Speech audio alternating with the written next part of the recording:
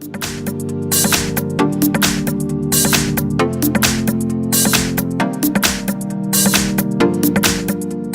I have Panasonic Eluga i3 and let me show you how to check IMEI and serial number on the following device. At the very beginning, let me show you how to check IMEI by using the secret code. So let's open the phone's dialer and let's use this secret code. *#06# and the following information should pop up on the screen. Let's just tap OK.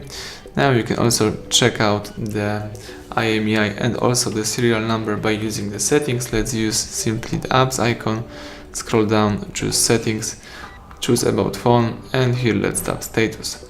Here you've got access to IP address, Wi-Fi MAC address, Bluetooth address, and also serial number. You may also tap here IMEI information and get access to this info.